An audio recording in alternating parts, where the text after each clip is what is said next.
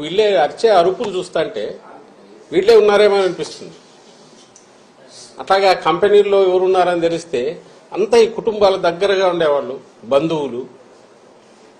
సాక్షాత్తు ఆమె ఈయన చంద్రబాబు నాయుడు వదిన, ఇప్పుడు BJP state president Purandeswari, NT Rama Rao గారి కుమార్తె. ఆమె కొడుకు ఒక కంపెనీ, దాంట్లో కంపెనీలో ఉన్నాడు. ఆమె వియ్యంకుడు ఆ కంపెనీలోనే పార్ట్నర్ అనుకున్నారు. వాళ్ళు ప్రమోట్ చేసిన కంపెనీనే తర్వాత డివైడ్ అయ్యింది, ఒక్కొక్కరు ఒక యాక్టివిటీ చూసుకుంటున్నారు.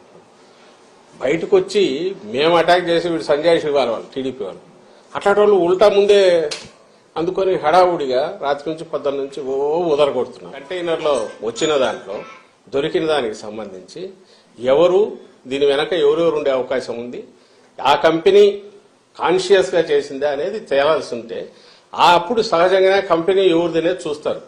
అది చూస్తే సహజంగా మొత్తం ఎవరు అనేది కనపడుతోంది.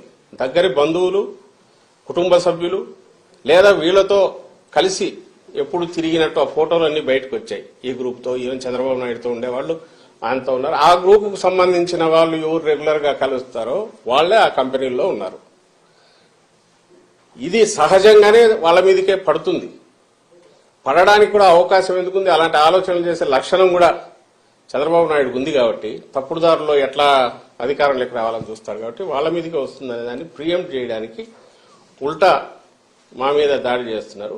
లోకేష్ చేసిన, చంద్రబాబు నాయుడు చేసిన అదే ఉద్దేశంతో చేస్తున్నారు. ఆ స్థాయి, నిజంగా ఆ స్థాయికి రావాలనుకున్న వాళ్ళు చేయకూడని పని చేస్తున్నారు. వాళ్ళు అంటే వాళ్ళకి ఈ జన్మలో ఈ రాష్ట్రంలో ప్రజలు అవకాశం ఇవ్వలేదని తెలిసిన తర్వాత వచ్చే డెస్పరేషన్ లోనే ఇలాంటి కామెంట్స్ చేస్తున్నారని మేము అనుకుంటాం.